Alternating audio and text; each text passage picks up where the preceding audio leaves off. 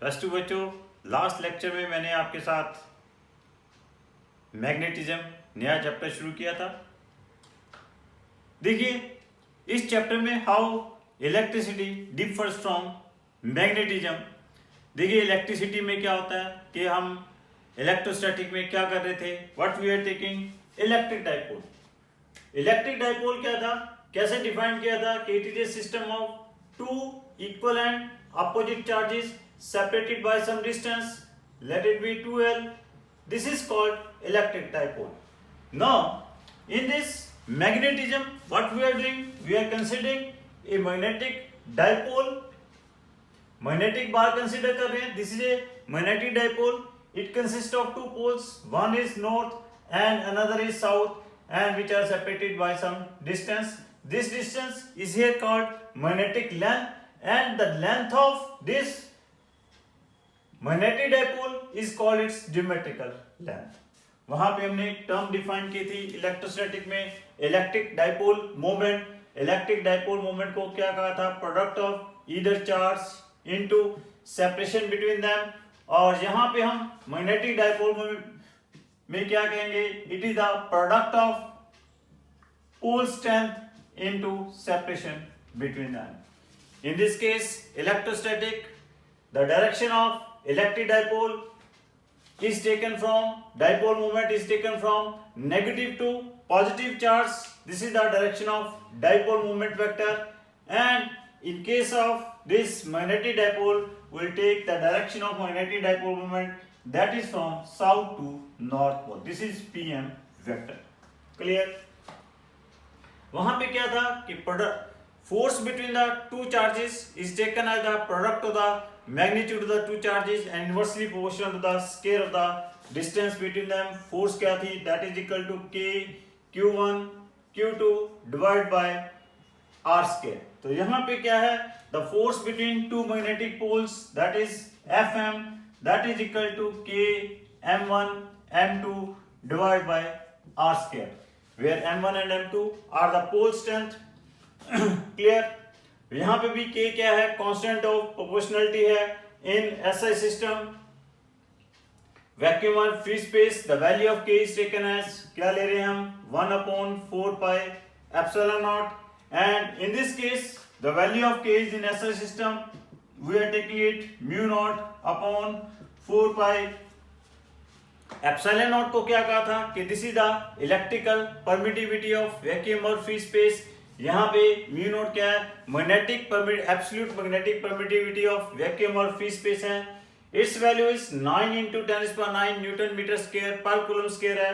It's value is 10⁻⁻7 tesla metre per ampere है। What is the value of electric field intensity on the axis of electric dipole. Electric dipole के axis के ऊपर electric field intensity क्या आ गई थी, that is 2kpm x upon that is x square minus L square whole square. This is the electric field intensity on the axis of electric dipole, and its direction is in the direction of dipole moment. और E vector और PM vector क्या है, same है। E vector और P vector क्या है, same है। Here also the electric field intensity, magnetic field intensity on the axis of magnetic dipole, that is 2kpm x upon x square minus L square whole square है। Here direction of magnetic field intensity is same as that of direction of dipole moment. अगर short dipole है तो electric field intensity क्या आ गई थी, that is 2kp upon x cube। तो यहाँ पे भी क्या है, अगर short magnetic dipole है तो magnetic field की वैल्यू क्या आ जाएगी, that is 2kpm upon x cube। वहां पे भी क्या था, इलेक्ट्रिक फील्ड इंटेंसिटी क्या है, inversely proportional to distance cube है। यहाँ पे भी क्या है, मैग्नेटिक फील्ड इंटेंसिटी जो क्या है, that is inversely proportional to distance cube है। क्लियर? तो यहाँ पे electric field intensity on equatorial plane के ऊपर क्या आ गई थी, kp/y square plus L square raise power 3/2। Similarly और direction of electric field intensity क्या थी, इन दी opposite direction of dipole moment, और यहाँ पे E वेक्टर क्या था, माइनस ऑफ P वेक्टर था। Similarly, the magnetic field density on the equatorial plane of magnetic dipole, that comes kpm upon y square plus l square raised power 3/2 है. Clear? Here also direction of magnetic field density is in the opposite direction of the dipole moment. यहाँ पे भी क्या है, अगर short dipole है तो electric field density की वैल्यू क्या आ गई, that is kp upon y cube. Similarly here also the magnetic field density short magnetic bar के केस में क्या आ जाएगी, that is kpm upon y cube. Clear? और ये रिजल्ट क्या इंप्लाई कर रहे हैं, यहाँ पे भी electric field density on the axis of electric dipole is twice of the equatorial plane if dipole is small. Similarly the magnetic field density for a short dipole on the axis is twice of the electric field density on the equatorial plane. Clear? किसी भी arbitrary point के ऊपर जो electric field density है वो क्या आ गई थी, that is equal to at any arbitrary point electric field density क्या थी, that is E is equal to kp upon r cube under root of 1 plus 3 cos square theta. Similarly here also the magnetic field density on the at any arbitrary point due to a dipole is kp upon r cube under root of kpm upon r cube under root of 1 plus 3 cos square theta. Theta is the angle made by the position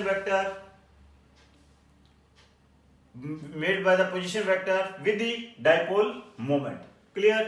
तो यहाँ पे भी क्या है कि आपके पास क्या था कि अगर किसी इलेक्ट्रिक डाइपोल को क्या है स्मॉल एंगल के साथ रोटेट कराते हो तो दैट एग्जीक्यूट्स, अगर इलेक्ट्रिक डाइपोल को क्या है यूनिफॉर्म इलेक्ट्रिक फील्ड में रखते हो तो that will experience the torque.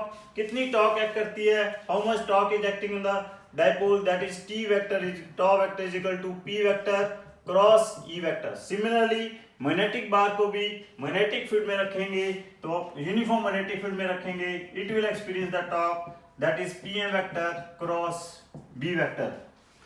Electrostatic में भी क्या था कि when it is kept in a uniform electric field it experience torque only, no force is acting. Similarly here also when it is kept in a uniform magnetic field it will experience torque only, no force will act. It is only having translational rotational motion, no translational motion. But when the electric dipole is kept in a non-uniform electric field it experiences torque as well as force. Similarly magnetic bar को भी क्या है, जब non uniform magnetic field में रखेंगे it will experience torque as well as force, means it is having translational as well as rotational motion. Next क्या था कि when electric dipole को क्या है, when it is rotated through a small angle in a uniform electric field it will execute simple harmonic motion and its time period is given as t is equal to 2 pi under root of I upon pe. Similarly magnetic और time period क्या था, 2 pi under root of I upon pe, where I is the moment of inertia and of the electric dipole, p is the dipole moment, is the strength of magnetic field. Similarly magnetic bar को भी क्या है, आप small angle के साथ uniform magnetic field में rotate कराते हो, it will execute simple harmonic motion whose time period is equal to 2 pi under root of I upon pmb. इसी फॉर्मूले के ऊपर बेस क्या है, हमारे पास एक डिवाइस है, the name of that device is vibration magnetometer and that is used to calculate the value of a magnetic dipole moment or to compare the values of two different magnetic dipole moments or to compare the values of two same magnetic dipole moments. Clear?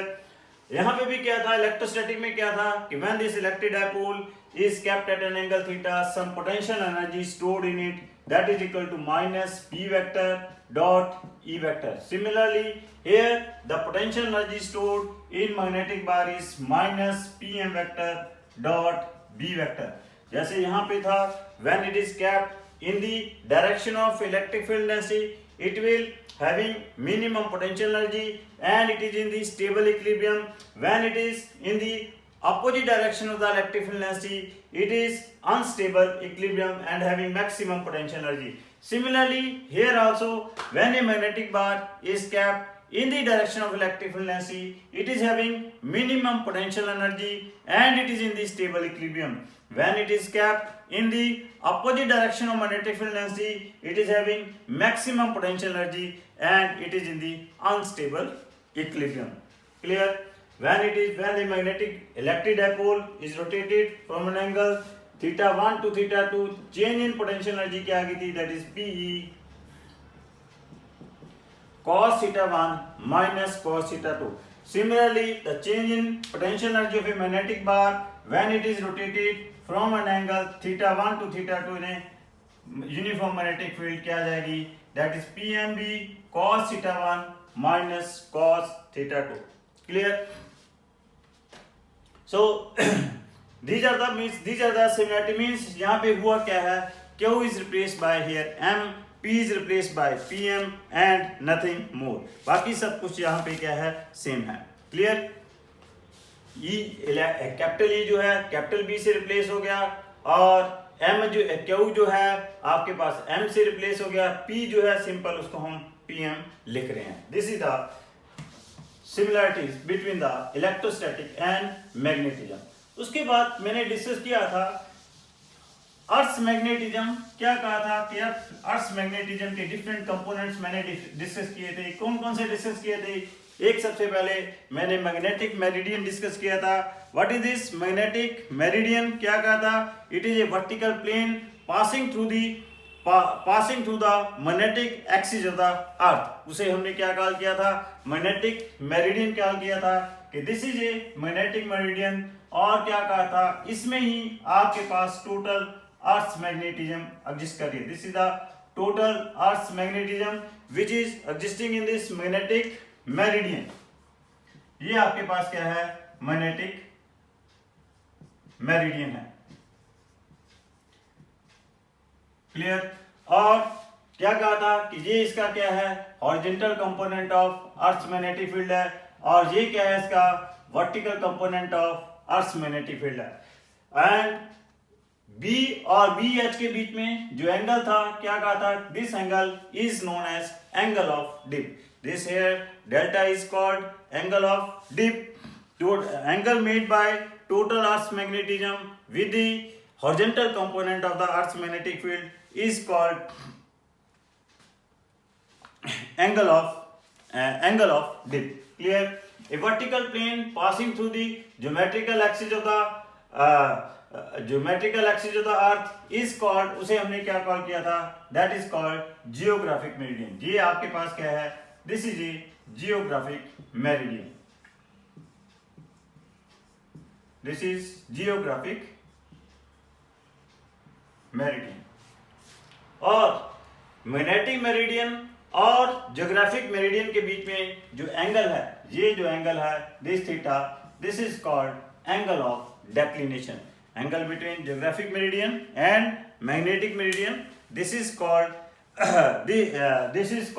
Angle of declination. तो similarly हमने BH और BV को in terms of angle of dip लिख लिया था. BH is equal to B cos delta, BV is equal to क्या था? B sin delta था. और आपके पास tan delta is equal to क्या आ गया था? BV upon BH. और आपके पास total earth magnetism B is equal to क्या आ गया था? Under root of BH square plus BV square आ गया था. और मैंने आपको बताया था एट मैग्नेटिक पोल्स के ऊपर थीटा की वैल्यू 90 होगी. वहां पे horizontal component of earth magnetic field की वैल्यू 0 होगी, मिनिमम होगी.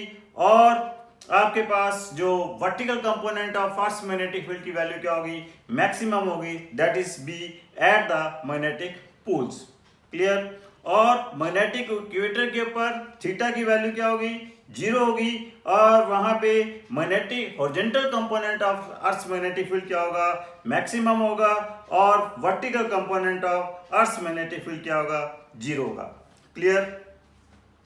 और मैंने आपको क्या कहा था कि एंगल ऑफ डिप जो है that is measured with the help of A device. The name of that device is called dip circle, in which the magnetic needles free to rotate in a vertical plane about the horizontal axis. The ends of the needle move over a vertical scale graduated in degree. That is a dip circle. और इस dip circle के ऊपर क्या है, different points के ऊपर we can measure the value of angle of dip. एक आपके पास क्या है term apparent angle of dip है. What is this apparent angle of dip? कहता है if the dip circle is not kept in magnetic meridian, the needle will not show the correct direction of Earth's magnetic field.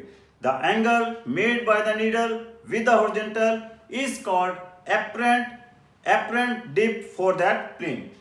Suppose कर लीजिए if dip circle is making an angle alpha to the meridian, the effective value of उस case में effective value of horizontal components become क्या बन जाएगी, effective value of horizontal component becomes BH cos alpha बन जाएगी. This is the effective value of horizontal component of Earth's magnetic field. और उसमें जो angle of dip होगा tan theta, that will be equal to क्या होगा, BV upon BH cos alpha होगा. Means apparent angle of dip जो होगा that is here apparent angle of dip होगा that is tan delta prime वो क्या आएगा tan delta divided by cos alpha, where delta is the true angle of dip, delta prime is the apparent angle of dip, alpha is the angle जिस angle के साथ वो आपके पास जो उस वहां पे जो नीडल जो है वो रोटेट कर रही है.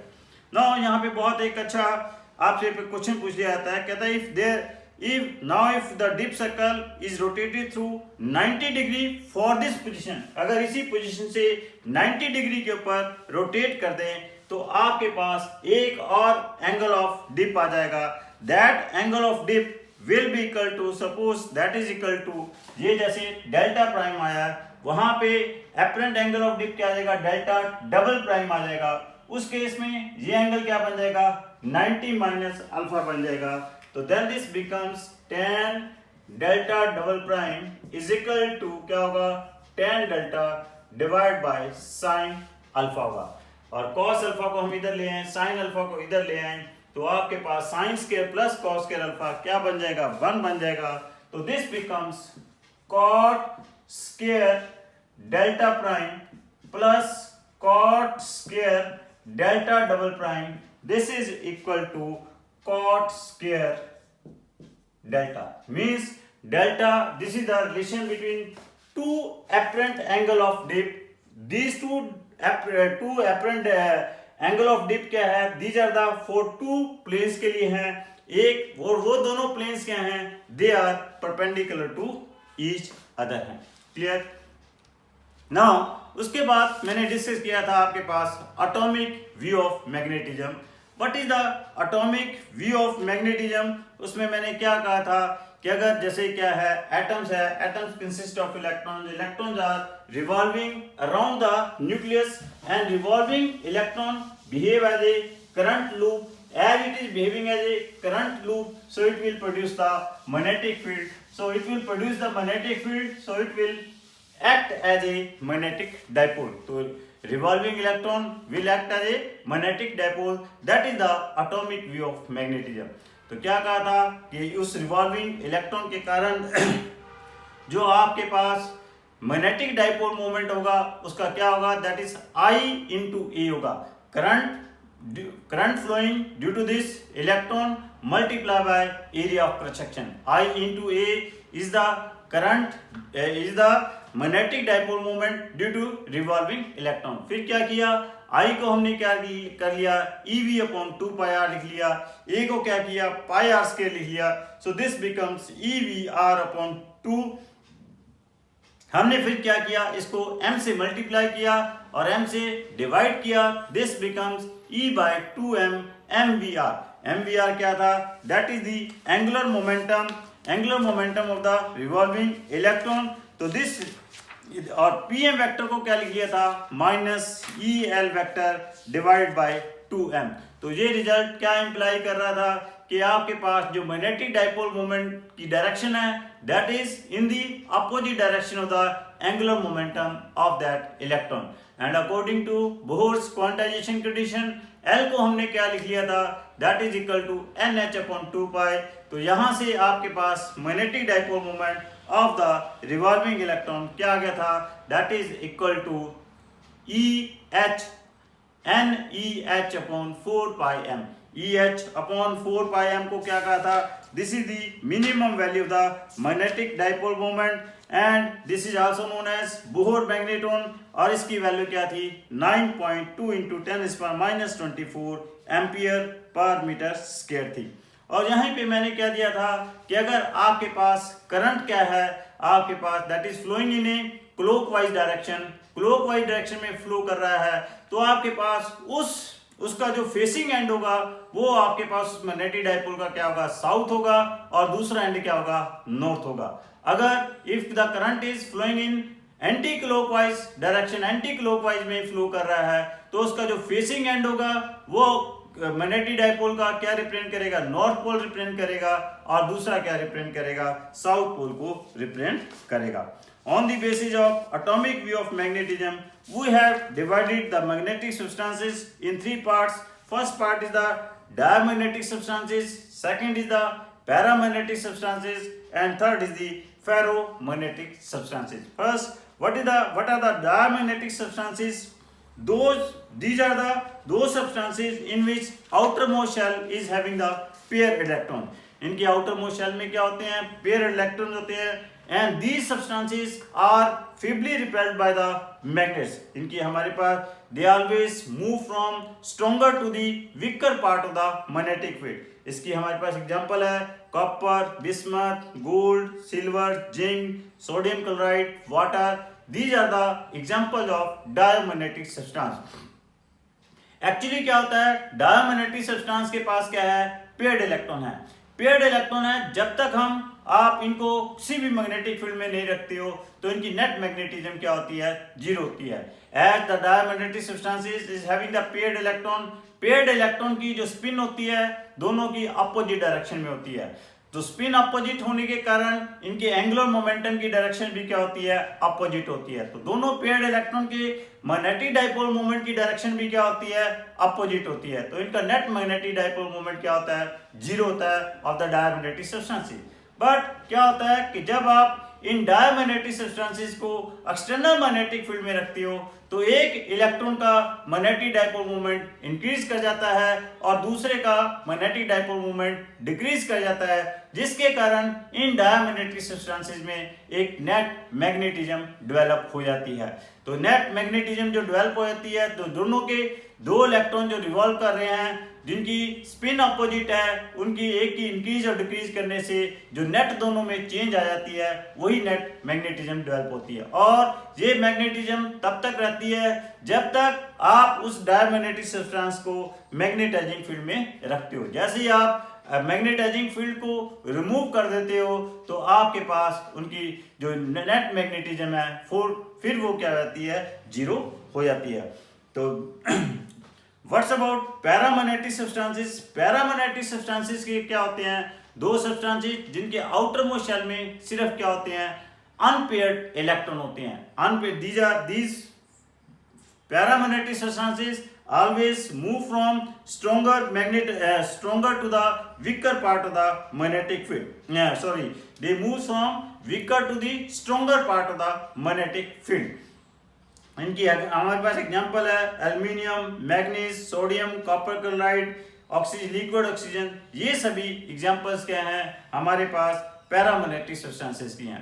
पैरामैग्नेटिक सब्सटेंसेस में जब तक हम इनको मैग्नेटिक फील्ड में नहीं रखते, इनकी नेट मैग्नेटिज्म भी क्या होती है, जीरो होती है। रीजन बीइंग कि नो डाउट इनके पास अनपेयर्ड इलेक्ट्रॉन होते हैं, हर इलेक्ट्रॉन का अपना एक मैग्नेटिक डाइपोल मोमेंट है, बट इन सभी के मैग्नेटिक डाइपोल्स क्या होते हैं, डिफरेंट डायरेक्शन में अरेंज होते हैं। डिफरेंट डायरेक्शन में होने के कारण जब तक हम इनको मैग्नेटाइजिंग फील्ड में नहीं रखते तो क्या होता है, इनका भी नेट मैग्नेटिक डाइपोल मोमेंट क्या होता है, जीरो होता है। तो आप जैसे ही आप इन पैरामैग्नेटिक सब्सटेंसेस को मैग्नेटाइजिंग फील्ड में रख देते हो तो इससे सारे के सारे इनके मैग्नेटिक डाइपोल्स क्या होते हैं, वो एक ही डायरेक्शन में अरेंज हो जाते हैं। वह जब वो एक ही डायरेक्शन में अरेंज हो जाते हैं तो in that case they are showing the property of magnetism. लेकिन ये प्रॉपर्टी ऑफ मैग्नेटिज्म तभी रहती है जब तक आप इनको मैग्नेटाइजिंग फील्ड में रखते हो। तो उसके बाद हमारे पास है फेरोमैग्नेटिक सब्सटेंसेस। फेरोमैग्नेटिक सब्सटेंसेस भी क्या हैं, पैरोमैग्नेटिक सब्सटेंसेस की तरह ही हैं, लेकिन क्या होता है कि फेरोमैग्नेटिक सब्सटेंसेस में एक पर्टिकुलर डोमेन में जितने भी आपके पास आउटर मोस्ट शेल के इलेक्ट्रॉन हैं वो सारे के सारे एक ही डायरेक्शन में अरेंज होते हैं। लेकिन फेरोमैग्नेटिक सब्सटेंसेस में जैसे ही आप मैग्नेटाइजिंग फील्ड को रिमूव करते हो तो आपके पास सारे के सारे मैग्नेटिक डाइपोल्स डिसऑर्डर नहीं होते, कुछ ना कुछ आपके पास ऐसे मैग्नेटिक डाइपोल कुछ ना कुछ मैग्नेटिक डाइपोल्स एक ही डायरेक्शन में अरेंज रहते हैं। तो मींस फेरोमैग्नेटिक सब्सटेंसेस जो हैं, फेरोमैग्नेटिक सब्सटेंसेस के पास मैग्नेटाइजिंग फील्ड रिमूव करने के बाद भी कुछ ना कुछ मैग्नेटिज्म रिटेन रह जाती है। There are some examples of the ferromagnetic substances, iron, cobalt, nickel and their alloys। ये सभी क्या हैं, फेरोमैग्नेटिक सब्सटेंसेज हैं। तो किसी भी सब्सटेंस को आपने परमानेंट मैग्नेट बनाना है तो हम क्या करते हैं, फेरोमैग्नेटिक सब्सटेंसेज करते हैं। तो हम इस फेरा डायमैग्नेटिक सब्सटेंसेज की बहुत सारी प्रॉपर्टीज हैं, उन प्रॉपर्टीज को हम डिस्कस करेंगे। लेकिन उन प्रॉपर्टीज को डिस्कस करने से पहले कुछ मैं टर्म्स आपके साथ डिफाइन कर रहा हूं। पहली टर्म है आपके पास magnetizing field. What is this magnetizing field? It is the external field. Magnetizing field क्या है? ये एक एक्सटर्नल फील्ड है जिसके साथ किसी भी सब्सटेंस को हम क्या करते हैं, मैग्नेटाइज करते हैं। किसी भी कोई भी मैग्नेटिक सब्सटेंस है जिसको हम मैग्नेटाइज कर रहे हैं, मैग्नेटाइजिंग फील्ड के साथ उस फील्ड को हम क्या कर रहे हैं, मैग्नेटाइजिंग फील्ड कह रहे हैं, जिसको कि हम किसके साथ डिनोट कर रहे हैं, it is denoted by H। This is very important term. So this H is here magnetising field, और इसके जो यूनिट्स हैं it is same as that of pole strength है, वो क्या है, एम्पियर मीटर है। Clear? There is a one term that is the magnetic induction।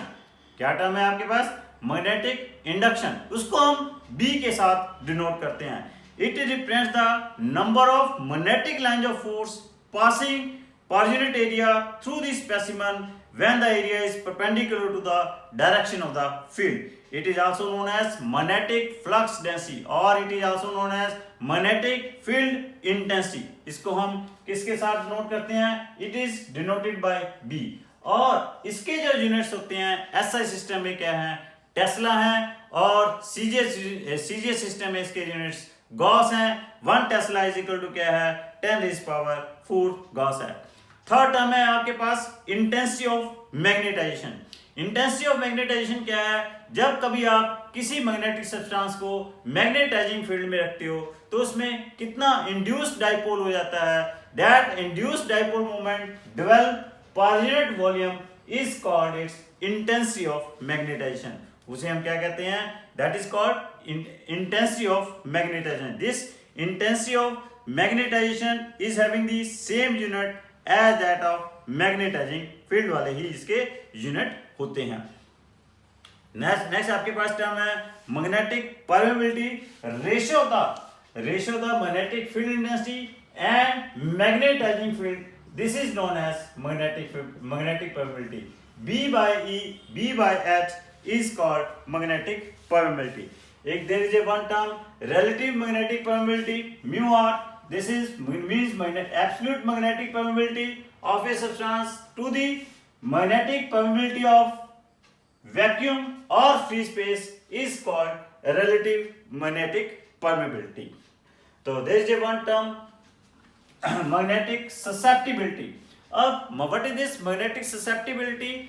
आप किसी भी मैग्नेटिक सब्सटेंस को मैग्नेटाइजिंग फील्ड में रखते हो, वो सब्सटेंस कितना मैग्नेटाइज होगा, it is depending upon the value of magnetic susceptibility of that substance. How much a substance can be magnetised when it is kept in a magnetizing field, that is depending upon